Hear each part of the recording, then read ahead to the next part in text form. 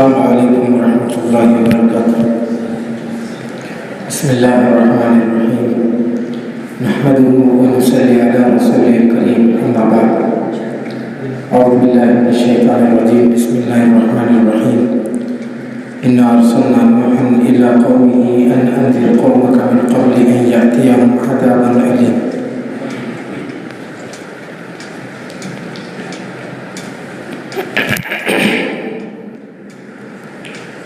इससे पहले कि दर्दनाक अज़ाब की कार्रवाई शुरू हो जाए,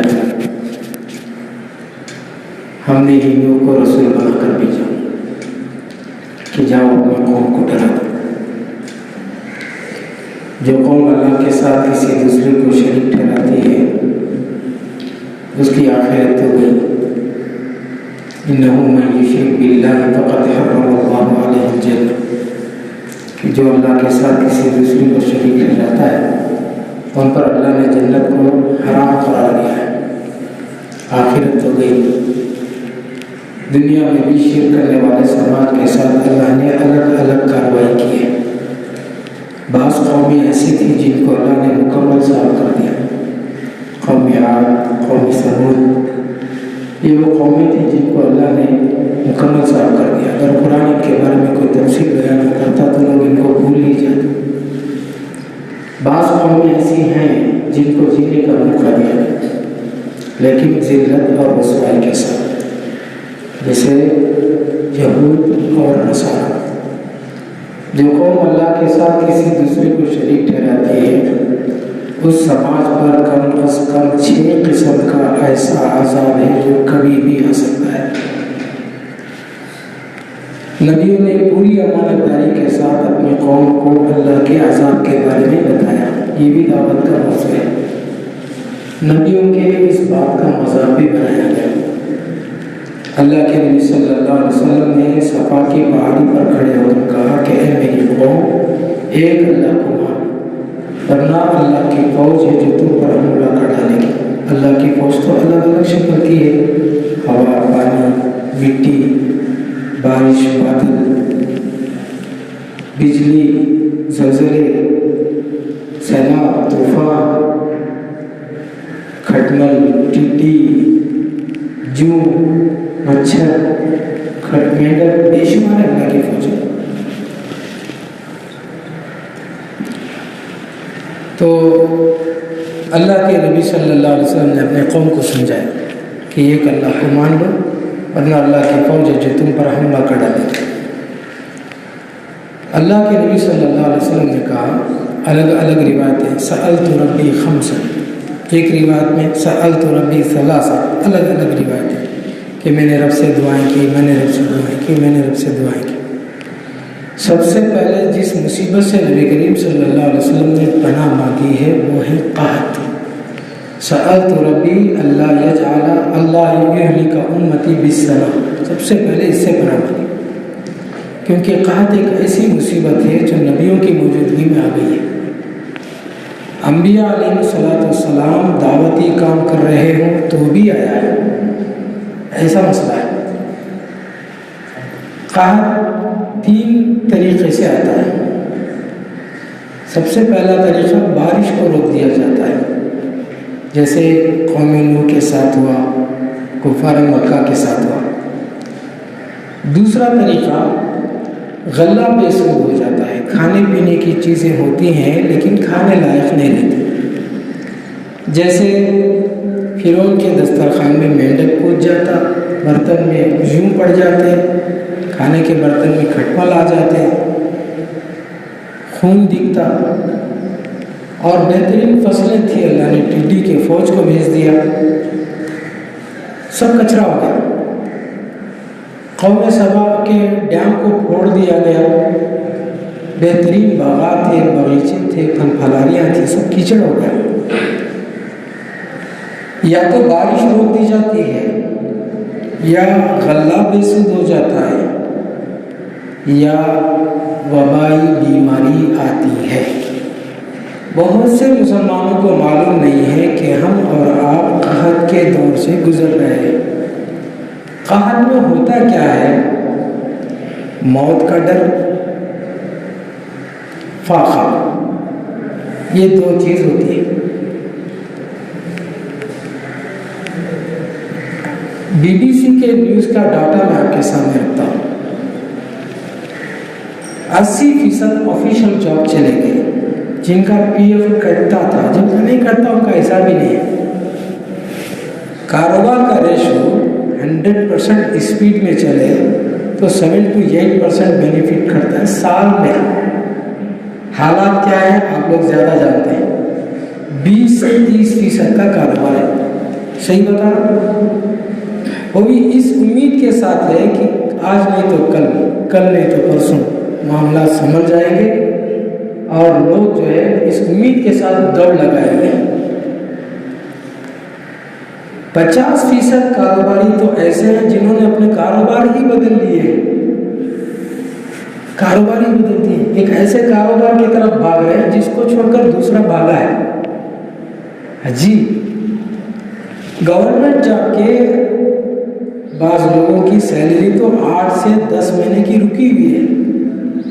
प्राइवेट कंपनी आधे सैलरी पे काम करा रही है, 8 घंटे की जगह 12 घंटे की ड्यूटी, वो भी आधी सैलरी। किसान जहाँ 10 आदमी को रखकर काम कराता था, वो 1 और 2 आदमी को करा रहा है, क्योंकि गल्ले का वैल्यू नहीं मिल रहा है।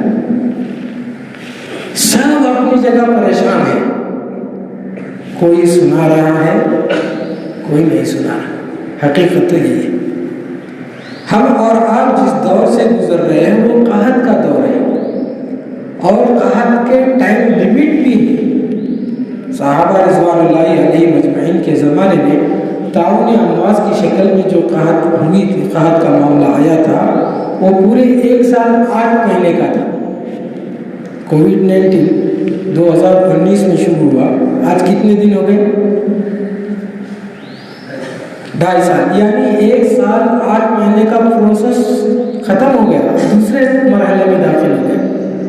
दूसरा मरहला जो कहत का है वो कौन सा है? कुफार मक्का के साथ हुआ, पूरे 3 साल हम उस प्रोसेस में जा रहे हैं। वरना यूसुफ अलैहिस्सलाम के कौम के साथ जो कहत की कार्रवाई हुई है पूरे 7 साल के थे। अगर ये 3 साल में ये मुसीबत नहीं टली तो हमारे लोगों के लिए ये टारगेट है कि हम 7 साल इसको बर्दाश्त करना पड़ेगा। वर्ल्ड हेल्थ ऑर्गेनाइजेशन ने ऑलरेडी अल्टीमेटम दे दिया है कि 2024 से पहले हम दवा ला नहीं सकते। 2024 का मतलब 5 साल वैसे भी हो गए, 19 जोड़ 20, 21, 22, 23, 24। दवाई बनाने के लिए 5 साल लगते हैं। फिर जाहिर बात है सबसे पहले बड़ी जहाँ पैसे वाली कंट्री वहीं जाएंगे वो, फिर बचा कुचा हमारे पास आएगा। पूरे 7 साल का प्रोसेस में हम जाने वाले हैं। अच्छी कहत की वजूहात क्या है, क्यों कहत की कार्रवाई होती है?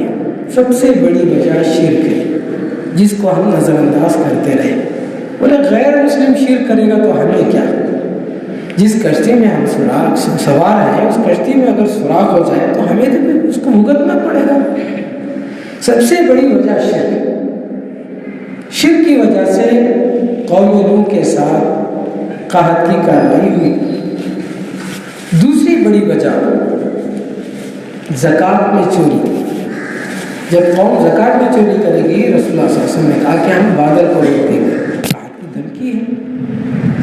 और तीसरी बड़ी वजह डिटेंशन की पॉलिसी। डिटेंशन कुछ नया लफ्ज़ तो नहीं बोल रहा हूँ, कहीं आपने सुना डिटेंशन? भूल गए शायद, याद है? अपने ही समाज के लोगों को समाज से जब बेदखल करने का निज़ाम बनाया जाता है तो कहत की कार्रवाई होती है। 1 अप्रैल 2020 में NRIC को लाया जा रहा था। NRC नहीं, ये कांग्रेस का धोखा है जो मुसलमानों को दिया गया है। No NRC, no NRC। NRC तो चला गया, उसी में तो अमेंडमेंट हुआ। अमेंडमेंट किस में हुआ? जो NRC था उसमें अमेंडमेंट किया गया। तो क्या अमेंडमेंट हुआ? जो NRC सिर्फ आसाम के लोगों के के लिए था वो NRC को NRIC कर दिया गया, national registration of Indian citizenship कर दिया, पूरे इंडिया के लिए लागू कर दिया गया। यह है NRIC। 2020 1 अप्रैल को बोले कि हम एक कदम पीछे नहीं हटेंगे। कैसे हट गए? क्या सबब बना?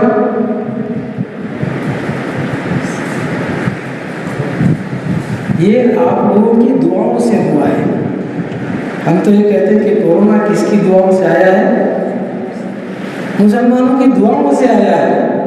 आप लोगों ने अल्लाह से कहा कि अल्लाह इस मुसीबत को टाल दे।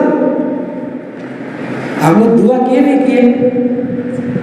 और ये भी वादा किया अल्लाह से कि अल्लाह ये मुसीबत टल गए तो हम दीन का काम ज्यादा करेंगे। ये भी वादा किए। तो अल्लाह ताला कैसे इसको टाल दिया? इस वबाई बीमारी से टाल दिया। और जब आई ये वबाई बीमारी तो दावत का काम छोड़ दिया। बोले ये कि NRC चला जाएगा तो हम दावत का काम करेंगे। जब NRC गया हट के, अभी पूरा नहीं गया है, अभी पूरा नहीं गया है। जिस तरीके से किसान के कानून को वापस ले लिया गया, क्या ऐसा NRIC का कायदा कानून लिया गया? बाकी है। आज उम्मत मुस्लिमा एक ऐसे जगह खड़ी है, भारत के मुसलमान, जिस जगह पे बनी इसराइल खड़ी थी। आगे समंदर, पीछे लश्कर, सामने कोरोना है, पीछे क्या है ना? इस पीरियड को हम जाये करेंगे, कोरोना के पीरियड को हम जाये करेंगे तो आगे की नस्लें हमें माफ नहीं करेंगी। जो वबाई बीमारी हो या कहत हो, उसके वजूहात में तीसरी बड़ी वजह डिटेंशन की पॉलिसी, अपने ही समाज के लोगों को समाज से बेदखल करने का निज़ाम। जब फिरौनियों ने बनी इसराइल के साथ सेकेंड सिटीजनशिप की पॉलिसी पे काम किया तो फिरौनियों पर अल्लाह ताला ने कहत को मुसल्लत कर दिया। जब कुफ़ार मक्का ने रसूलुल्लाह सल्लल्लाहु अलैहि वसल्लम और असहाब रसूल के साथ अबू तालिब की घाटी में डिटेंशन की पॉलिसी पे काम किया और 3 साल तक डिटेंशन में रखा गया, तो नबी की बद्दुआ की वजह से मक्के वालों पर 3 साल कहत की कार्रवाई हुई। जब यूसुफ अलैहिस्सलाम को बगैर किसी गुनाह के जेल में रखा गया तो मिस्र वालों पर कहत की कार्रवाई हुई। और कहत अजाब नहीं है। अजाब होता तो याकूब अलैहिस्सलाम परेशान नहीं होते, नबियों की मौजूदगी में नहीं आता। अजाब नहीं है। याकूब अलैहिस्सलाम से शरीफ इंसान उस ज़माने में कोई भी नहीं हो सकता है। वो खुद नबी, उनके बेटे नबी, उनके ज़ुर्रियत में नबूवत का सिलसिला चलता, उनके अब्बा नबी, उनके ताया नबी, उनके दादा नबी, उनसे बड़ा इंसान कोई नहीं। वो परेशान है। और वबाई बीमारी ये तो अजाब है ही नहीं। शुरहबील कहते हैं हालत कुफ्र में मैंने रसूलुल्लाह सल्लल्लाहु अलैहि वसल्लम से सुना वबाई बीमारी के बारे में, हादिही रहमतु रब्बिकुम व अदइयतु नबिय्यिकुम व क़ब्ज़ुस सालिहीन क़ब्लकुम। वबाई बीमारी के बारे में हदीस है कि ये तुम्हारे रब की तरफ से रहमत है, तुम्हारे नबी की इसके सिलसिले में दुआएं हैं। तुमसे पहले जिन नेक लोग गुजरे इनकी मौत का ये जरिया है। पूरी दुनिया में किसी ना किसी शक्ल में डिटेंशन की पॉलिसियाँ चल रही थी। भारत का डिटेंशन सेंटर से ये तो सबको मालूम है। बर्मा के रोहिंग्यास के साथ बर्मा और बांग्लादेश ने मिलकर क्या किया? रोहिंगी मुसलमानों को ले जाकर जजीरे में फेंक डाला। अरबों के खिलाफ पाकिस्तान और चीन ने मिलकर क्या कार्रवाई की? अरबों के खिलाफ पाकिस्तान और चीन ने मिलकर क्या कार्रवाई की? गैर मुसलमानों को डिटेंशन सेंटर में ढकेल दिया गया। अलग अलग मुल्कों ने डिटेंशन की पॉलिसी चला रखी थी। तो कहत की कार्रवाई हुई। कहत अजाब नहीं है तो क्या है? किसी बड़े अजाब की धमकी जरूर है। नूह अलैहिस्सलाम की कौम को डुबोने से पहले कहत की कार्रवाई हुई, फिरौनियों को डुबोने से पहले कहत की कार्रवाई हुई, कुफ्फार मक्का को बदर के मैदान में बाद में मारा गया, पहले कहत की कार्रवाई हुई। कहत इस बात की तरफ इशारा है कि इस कौम पर बहुत बड़ी आफत आने वाली है। इससे पहले कि दर्दनाक अजाब की कार्रवाई शुरू हो जाए, हम मुसलमानों की ये अखलाकी, दीनी, इस्लामी जिम्मेदारी है कि इस कौम को अल्लाह के अजाब से बचाया जाए। इंशाअल्लाह बचाएंगे। इसी पे मैं अपना वक्त ख़त्म हुआ। माज़रत ख़ान, जज़ाकल्लाह खैर। दुआ करता हूँ कि अल्लाह ताला हम सबको सही रुख पर दावती काम करने की तौफीक नसीब फरमाए। आमीन। अस्सलामु अलैकुम व रहमतुल्लाहि व बरकातुहू।